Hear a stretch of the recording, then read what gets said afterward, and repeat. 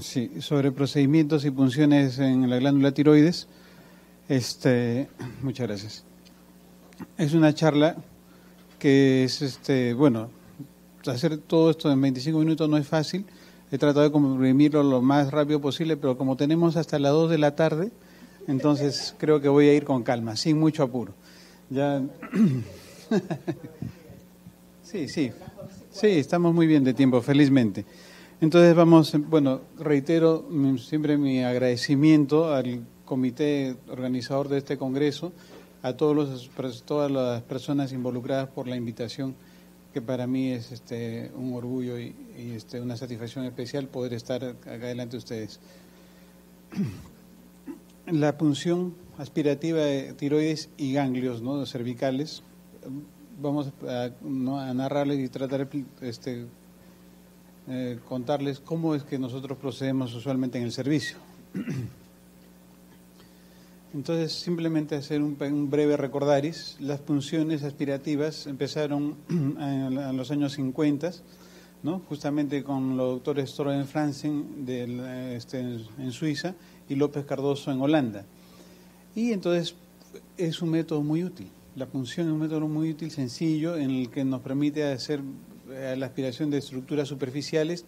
Tiene una sensibilidad, una especificidad del 60-90%, es poco invasivo y nos permite de forma rápida, como ya he mencionado, es discernir si la lesión con la que estamos tiene características de malignidad o no tiene características de malignidad, ¿no? Esto es una punción sin guía ecográfica, o sea, solamente al tacto, ¿no?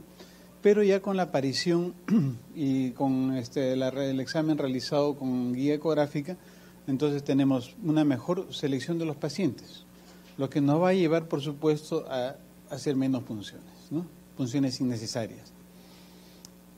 Por ende, también nos va a evitar cirugías innecesarias y nos va a optimizar nuestra sensibilidad en el diagnóstico del cáncer, con sensibilidades y especificidades mayores del 90%. El iniciador o el primero, por lo menos reconocido, que empezó con esto es el doctor Wallfisch, ¿no?, en 1977, a finales de los 70. ¿Cuáles son las indicaciones para realizar este procedimiento? Un nódulo mayor de 10 milímetros y si hay presencias de otras características, ¿no? Pueden haber las microcalcificaciones o un parénquima heterogéneo, un nódulo mixto sin microcalcificaciones mayor de 15 milímetros, todo un nódulo hipofuncionante a la medicina nuclear también debe ser.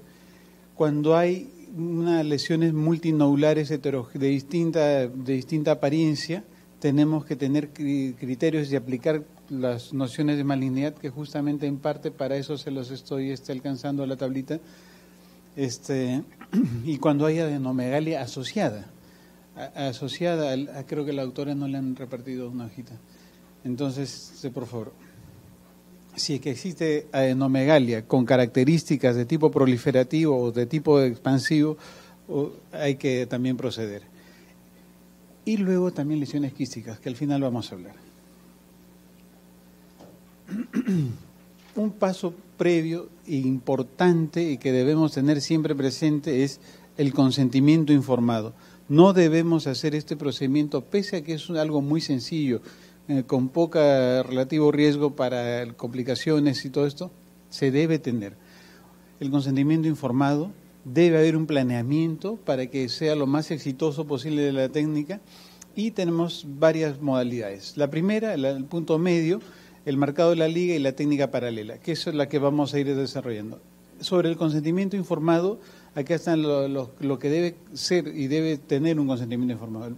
Se le debe explicar de forma clara y concreta al paciente qué cosa se le va a hacer, explicarle las posibles complicaciones, las ventajas y limitaciones de la técnica y monitorizar el uso de anticoagulantes, sobre todo. Ver qué cosa está tomando el paciente antes del procedimiento. De todo esto, yo diría, las complicaciones, felizmente para nosotros, la complicación más grande que tenemos es una muestra insuficiente, que conlleva a repetir el examen. Pocas veces, felizmente, hemos tenido, bueno, a veces se forma el babero, ¿no? Paciente, a veces uno coge una vena grande y a los 2 o 3 días aparece un babero de un hematoma subcutáneo superficial. Entonces, o a veces, pocas veces, pero existen, ¿no?, las complicaciones. Y eso el paciente debe saber que puede suceder.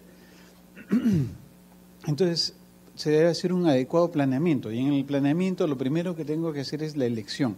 Si es una lesión única, por supuesto que no hay criterio de elección. Pero ante varios criterios de elección, ante varios nódulos sí debemos aplicar. Y en parte sí, en esto nos ayuda mucho el trabajo que ha hecho nuestro amigo Glenn Mena, porque ese famoso alpha score es un score que no es para diagnóstico o para el reporte o para el laudo ecográfico. Es un score para justamente discernir mejor si es que el nódulo merece o no merece ser biopsiado, y entre los que veo, cuáles tienen más criterios para biopsiar. Luego es importante ver el área y el lugar por donde voy a ingresar, porque a veces son pacientes que por alguna circunstancia tienen algún nevus, alguna cicatriz, y entonces nosotros, la piel es nuestra ventana en el ultrasonido, en ecografía. Entonces siempre es importante ver que por donde voy a trabajar esa piel no tenga mayor complicación. El recorrido de la aguja, sumamente muy interesante e importante. ¿Por qué? Porque lo más importante es que no tenga una vena, porque a esa altura no hay casi vasos arteriales, ninguna vena grande. Y eso lo tengo que notar yo sin hacer compresión al momento que examino, porque muchas veces nosotros al momento de examinar hacemos una presión suficiente para colapsar las venas superficiales. Y entonces cuando estamos procediendo y vemos ya, cuando estamos con la aguja, vemos que hemos atravesado completamente una vena grande. Y entonces ya nos ponemos nerviosos y pensamos en las posibles complicaciones. Entonces ver y trazar mentalmente el recorrido posible de mi aguja y tener alternativas también, porque a veces hay que cambiar las cosas. Y en este sentido algo muy importante que tenemos que pensar es que los que de alguna forma quieren hacer estos procedimientos que son sencillos, tienen que manejar las 2 manos, ¿no? Acostumbrarse a hacer con las 2 manos, o sea, la función o agarrar el transductor con la izquierda o viceversa, ¿no? Muy bien. Los criterios, ¿qué nódulo biopsiar? Estos son los criterios que están por todas las escuelas, lo más, ¿no? Lo que más se difunde, ¿no? Si hay criterios de benignidad apoyados en trabajos, en todo, lo más importante es llamar al colega que ha solicitado este informe y decirle si es que esto es necesario o no.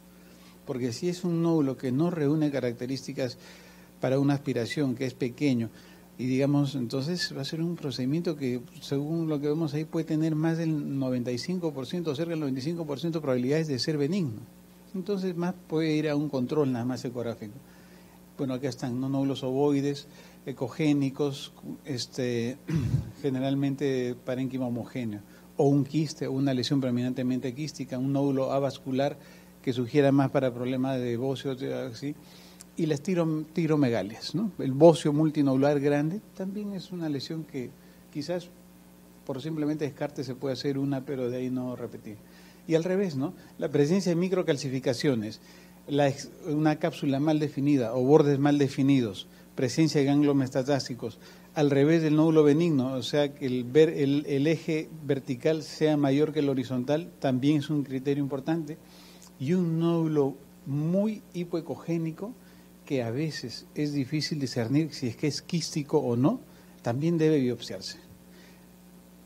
La ausencia completa de halo también es un criterio, los márgenes irregulares, que sea completamente sólido, tampoco nos descarta, o aparentemente homogéneo no nos descarta, ¿no? Y la vascularidad central, en general el Doppler, es un criterio que nos va a ayudar nada más, pero no va a definir. Entonces acá simplemente, esto es lo que origina la orden de biopsia. Entonces, esto es como un boomerang, ¿no? Porque yo hice la ecografía, hice mi laudo y yo lancé el laudo y me retorna una orden. Por eso que tenemos que tratar de ser lo más específicos, lo más claros posibles en la categorización de nuestro nódulo, para que también el médico clínico sepa y tenga mayor criterio de enviar o no la orden de la aspiración. Nuevamente, acá una revisión de los cuadros, ¿no?, que sugieren malignidad, cuáles son los criterios para hacer. Por ejemplo, los quistes simples no se deben biopsiar aparentemente, porque al final vamos a ver un poquito eso. Un crecimiento mayor al 50%, al revés, si este nódulo cambió en un tiempo mayor de 12 meses un 50%, es indicación. Y algo muy importante que a veces dejamos de lado y que no, la búsqueda de ganglios sospechosos en la zona, sobre todo en los sectores 3 o grupo 3, esos son lo más. El cuadro clínico también, toda la carga clínica, todo el análisis clínico previo del paciente también debe ser importante y debe ser analizado. Por ejemplo, la historia de radiación, exposición a radiaciones, si son mayores o menores de 15 años o de 45, antecedentes familiares de cáncer, antecedentes ya propios de lobotomías o cirugías en el cuello. Todo esto debe ser evaluado también, ¿no?, para calificar a un procedimiento. Cuidados preprocedimiento, nuevamente le digo, la toma de anticoagulantes, el planeamiento debe ser consiguiendo esos criterios generales que no son nada complicados, y también nódulos menores de 5 milímetros. Ese es el tope que nosotros manejamos en el servicio. Nódulos menores de 5 milímetros casi no biopsiamos, y lo regresamos y le decimos pasan a evaluación, salvo algunas excepciones.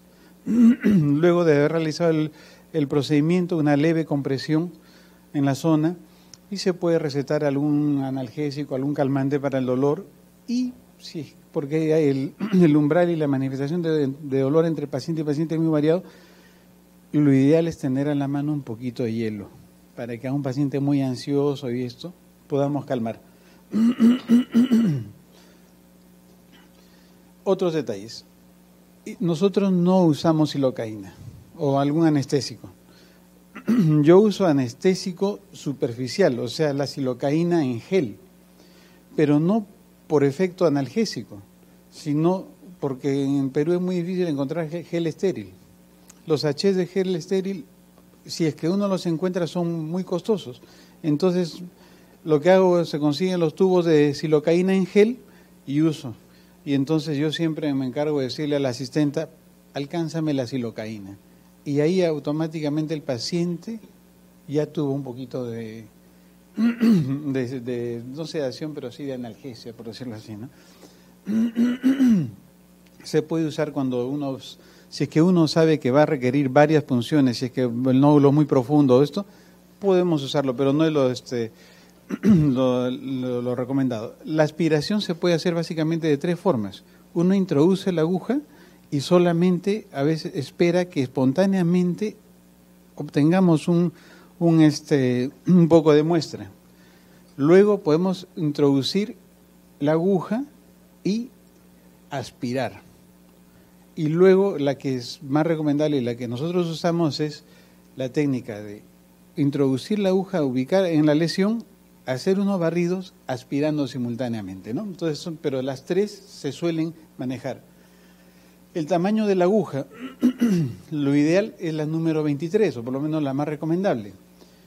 Y hay la 23 larga, o sea, la de 35 milímetros. Esa no siempre es fácil de encontrar. Entonces nosotros lo que hacemos es compramos una, cada vez que en farmacia hay un lote, automáticamente lo tratamos de tomar porque es la más adecuada. La jeringa, nosotros la que usamos, porque casi no usamos, o sea, el mango de France lo tenemos en la pistola, pero casi no la usamos. Entonces, más manual es la jeringa de 10, permite hacer buena maniobra de vacío. Y las 3 técnicas, la paralela, la perpendicular o la liga. Nosotros la que más usamos es la paralela. Y también es muy importante, todo el esfuerzo termina en el extendido. Entonces también tenemos que tener técnicas, digamos, lo más cuidadosas de extendido. Entonces, punto medio, la técnica de punto medio es útil para nódulos anteriores o nivel del istmo superficiales, ¿no? Y también que están muy cercanos a los vasos. La técnica de la liga es muy útil para nódulos en las regiones más profundas y también para las zonas donde ha habido cirugías previas o recurrencias. La línea paralela para mí es la de más uso general, pero acá según la literatura son los nódulos de la zona anterior y también los ganglios ubicados muy posterior a la zona retro. Como aparentemente es una técnica más complicada, por eso que se usan para zonas más difíciles. Entonces, ¿qué es lo que debemos buscar? Primero, al momento de hacer un adecuado posicionamiento del paciente.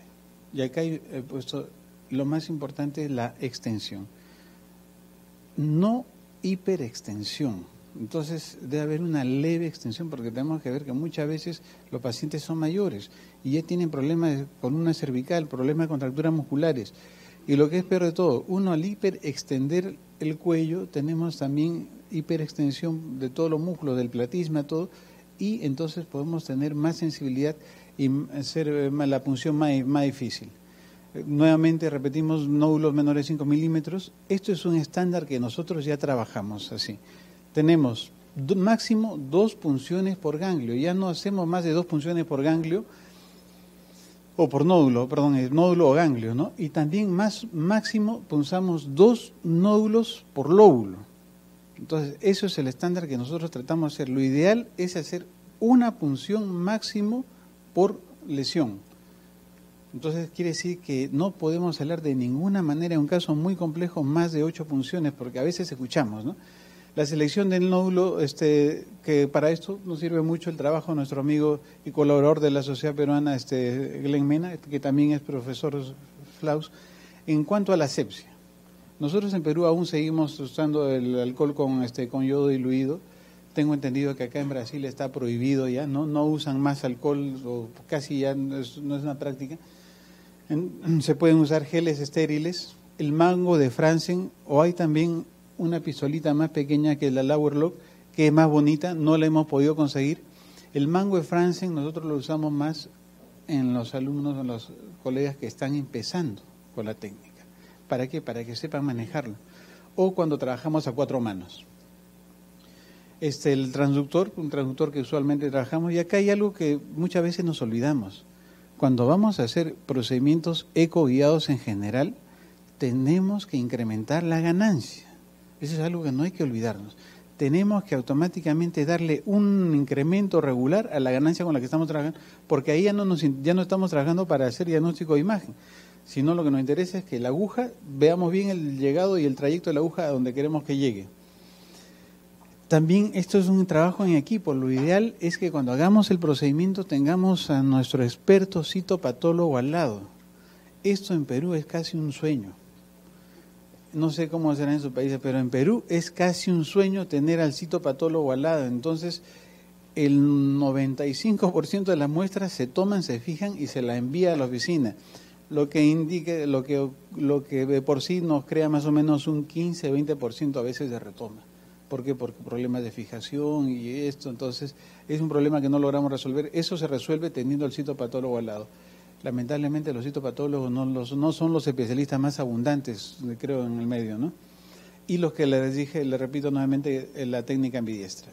Simplemente un poco, tenemos que tener los materiales ya puestos y ubicados en una mesita, en algún lugar estéril, limpio, para antes del procedimiento. O sea, no podemos estar nosotros en pleno procedimiento y pidiéndole al asistente o a la secretaria, uy, búscame la gasa, búscame.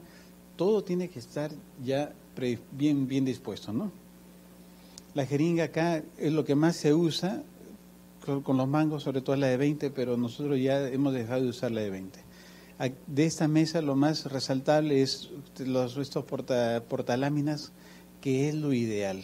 Nosotros en el hospital donde trabajamos creo que hay solamente 24 portaláminas, entonces a veces tenemos que poner un frasco común y eso también nos deteriora la muestra.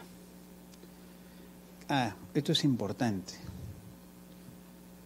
Y igual que para, no sé, los que pudieron estar en la mañana, normalmente se usan en los traductores lineales, pero tenemos que ver que hay casos y casos. A veces va a ser necesario usar otros transductores. Si tenemos a la mano, por ejemplo, un microconvexo y es una lesión muy profunda, un hombre muy corpulento, pues tenemos también pensar que echarle mano, ¿no?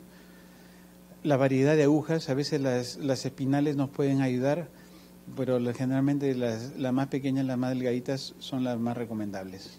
Aunque también existe ahora la tendencia a usar ya agujas más gruesas, y justamente, ¿por qué? Porque con una sola aspiración tenemos a veces el material que... Esta es la Lauer Lock, que es muy difícil, pero esta sí es manuable. Comparemos veamos el tamaño y todo el volumen, el peso, entonces no hemos podido conseguirla. Ojalá que algún día podamos conseguir eso. Ya, rápidamente, la técnica del punto medio es la técnica, digamos, que se usa más para nódulos pequeños y superficiales, y en la región anterior. Tiene una gran desventaja, que es una técnica a 4 manos. Quiere decir que tiene que estar alguien más, aparte de nosotros, porque nosotros vamos a ubicar la lesión en la pantalla, vamos a facilitar, pero alguien introduce la aguja bajo nuestra guía y hace el aspirado. Y generalmente en esta técnica sí se debe usar el mango de Franzen, ¿no? Pues aparentemente produce menos porcentaje de muestras insuficientes, menor tiempo. Para mí eso no es verdad, pero eso es lo que dice la literatura, por eso que lo pongo. Menor número de punciones y un mayor confort para los pacientes. Todo esto es muy relativo porque depende de cómo uno hace las cosas. Es una técnica a 4 manos y como es la técnica de punto medio, nosotros no vemos la longitud de la aguja, sino solamente vemos un punto ecogénico que es la aguja en un corte transverso. Acá posicionamos la lesión, ubicamos el punto de entrada y entonces el colega procede a hacer, miren acá, esta es la forma que usualmente se trabaja, sin mango, ¿no? Se procede a hacer, y esto es la secuencia, esto no son diagramas que están en el colegio americano. Entonces, primero, el primer paso, uno se pone sobre la lesión, se introduce, se hace más o menos la ubicación. Ya cuando vamos a hacer el barrido, entonces nosotros tenemos que con el transductor automáticamente desplazarnos y el colega ha tratado de ingresar o ingresó a veces a la primera. Luego de que se ha ubicado próximo a la lesión, nosotros nos retiramos oblicuamente y él avanza. Y entonces el resultado va a ser que, bueno, por ejemplo, estos son un ejemplo de lesiones pequeñas superficiales a nivel ísmico. Entonces, y el resultado es ¿no? Entonces uno ya ubicó la lesión, nos hemos desplazado y ahí está el colega ingresando, ¿no? También se lo puede hacer a 2 manos, ¿no? Pero yo digo, si uno va a trabajar a 2 manos, entonces es mejor hacer la línea paralela. Otro ejemplo, ¿no? Ahí está, ya ingresó a la lesión. Nosotros, como ustedes ven, nos hemos desplazado ya aproximadamente en este caso, y el colega está haciendo el barrido. Esa es la técnica de punto medio, por eso se le llama punto medio, porque lo que vemos es un punto, no vemos la aguja, ¿no? También es muy beneficiosa y más rápida para los ganglios, sí, eso sí es cierto, ¿no? Miren la característica, como nos estaba hablando el colega de los ganglios, entonces, perfecto. La línea paralela, para mí esto es el método ideal. Entonces debemos lograr tener y poco a poco tener el pulso y la habilidad para hacer esta técnica, ¿no? La aguja se logra ver completamente, siempre casi todo el trayecto, ¿no? Es una técnica a 2 manos, tiene la ventaja que permite hacer toma de muestras superficiales y pequeñas. Las ventajas aparentemente toma más tiempo, es muy operador dependiente, pero todas estas desventajas, mayor disconfort, eso dice la literatura, pero la verdad el disconfort para mí, yo no veo ninguna diferencia entre las técnicas, ¿no? Entonces, ubicamos la lesión, ubicamos el transductor, hacemos, si es que el transductor tiene vista para trapezoidal mejor, o si el transductor tiene acá lo que se llama el needle, que es un software especial, entonces nos va a resaltar. Y la gran ventaja es que vemos nosotros todo el trayecto y sabemos a dónde está yendo. Y trabajamos en 2 manos. Entonces entonces estamos en la lesión y estamos realizando la aspiración. No es la misma, son 2 lesiones distintas. Eso es lo que yo pienso que se debe propender, ¿no? Acá hay lesiones muy pequeñitas, miren. Esto es una lesión, esto es 1 centímetro, ¿no? Entonces esta creo que tiene menos de 5 milímetros. Pero se le hizo. ¿Por qué se le hizo? Porque este paciente tiene un antecedente de una lesión tímica. Entonces, había que proceder con cuidado y con... Entonces ahí estamos en la lesión, ¿no? Que es casi muy pequeñita. Esto es el problema. Y bueno, pero esta es la ventaja de hacer la línea paralela, que uno realmente ve los límites y hasta dónde va y hasta dónde no va. Otra lesión pequeña, hacemos un barrido y acá lo curioso es que en realidad vemos dos lesiones, ¿no? Una ecogénica con halo periférico y la hipoecogénica. Por supuesto que vamos entonces y escogemos e ingresamos a la hipoecogénica, ¿no es cierto? Línea técnica, línea paralela. El marcado con la aguja o la liga es una técnica, yo nunca la he hecho, pero es bueno saber porque a veces por alguna circunstancia o por las escuelas o por donde uno llega, hay que saber que existe esa técnica, ¿no? Es un marcaje que se puede usar con azul de metileno o cualquier lápiz o plumón de marcado de piel. Acá el ingreso es completamente perpendicular y directo hacia el punto de lesión. Esa es una ventaja porque es menos recorrido muchas veces, pero es una técnica a 4 manos. Es rápida aparentemente. Para mí la principal desventaja es que es a 4 manos. ¿Qué se hace? Primero se ubica la lesión y una vez ubicada la lesión se pone debajo del transductor. Puede ser, bueno, clip metálico no sugiero, pero puede ser cualquier estructura que esté blanda y que pueda, al ejercer presión, marcar un poco la piel. Entonces se marcan en 2 planos, se cruzan 2 líneas, donde está el cruce uno pone el punto. Y entonces el colega, inclusive el endocrinólogo, puede él mismo ingresar nada más, como uno ya le dio la profundidad, y él solo sin que uno lo vea realizar su... Esto es muy útil, por ejemplo, si es que uno va a derivar y a veces o el paciente o por carga de trabajo, entonces uno le dice, ¿sabes qué? Te marco y tú procedes, ¿no? Pero cuando uno lo hace en el servicio, es a 4 manos. Nunca la he hecho yo realmente. Usan el mango de Francia. El mango de Francia nosotros lo tenemos solamente por pedido el extendido de la muestra. Una vez extendida la muestra, tendremos que tener las láminas ya ordenadas y listas para fijarlas. Hacemos un barrido con una extensión, con una lámina que no vayamos a usar, extendemos la muestra contrariamente a nosotros, o sea, distalmente a nosotros, no como si fuera un brochazo hacia nosotros, sino al revés, con mucho cuidado, sin presionar mucho, de una extensión, digamos, distalmente, no hacia nosotros. Lo ideal es que esté el citopatólogo para hacer algún procedimiento, alguna fijación, alguna coloración inmediata. La cantidad debemos propender que no sea mucho, ¿no? El problema justamente es eso, cuando agarramos un vaso y se nos llenó la jeringa con sangre y prácticamente tenemos que renovar.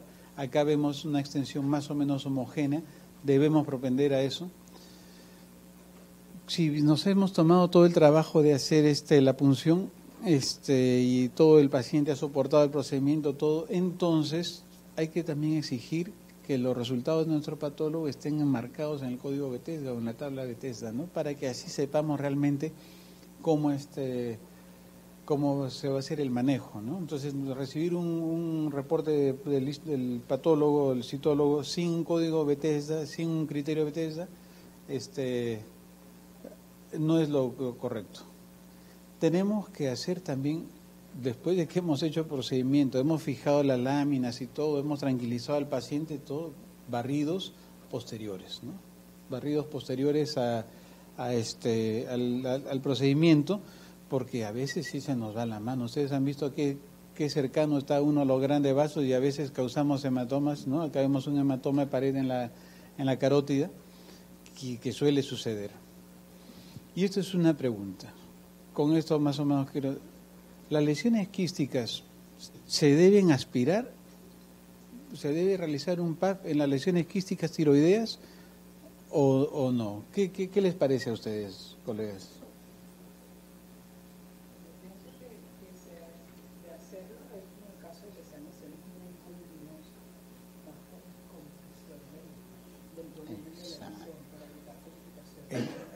Toda la razón a la doctora. Por ejemplo, este es un paciente que es un ejecutivo. El quiste es una lesión mixta, porque este no es solo un quiste, ¿no? Acá tenemos un componente, entonces un componente sólido y con vascularidad y las vegetaciones no son pequeñas. Pero este es un hombre ejecutivo, un empresario, tiene que usar corbata todos los días. Entonces, y su nódulo le estaba causando problemas realmente, porque ya incluso le incrementaba la tensión que por sí, porque él sentía que ya no podía, tenía que estar todo el día ajustándose. Entonces un nódulo grande, una lesión quística grande, sí se debe aspirar porque es un procedimiento completamente sencillo, básicamente por cuestión descompresiva y en las mujeres, sobre todo por cuestión estética. Es un método completamente sencillo, inocuo y vamos a aliviar mucho. Que los quistes simples, que son hemorrágicos, con contenido hemorrágico, muchas veces a la semana están igualitos, es muy cierto, pero nunca del mismo tamaño. Entonces ya de todas maneras el paciente se siente feliz. Entonces debemos considerar, ¿no? Entonces acá, miren, estamos haciendo primero, en este caso se hace una técnica combinada. Se aspira todo lo que uno puede del contenido líquido, que en este caso fue hemático, y terminamos con el contenido líquido, tenemos que cambiar de jeringa, no sacar la aguja, ¿no es cierto? Sino la aguja se queda en el sitio, cambiamos de jeringa y procedemos a hacer el aspirado de la lesión. Acá unos resultados nada más, ¿no? De los procedimientos que se han estado haciendo, tenemos acá hasta el 2015, de ahí nos hemos... Pero miren, ha habido un poquito, por lo menos, no ha habido un ascenso en lo que son las solicitudes. ¿Por qué? Porque hemos ido un poquito categorizando mejor y estadiando mejor las nodulaciones. Eso es todo, mis estimados colegas, sobre punción y cómo más o menos nosotros los hacemos.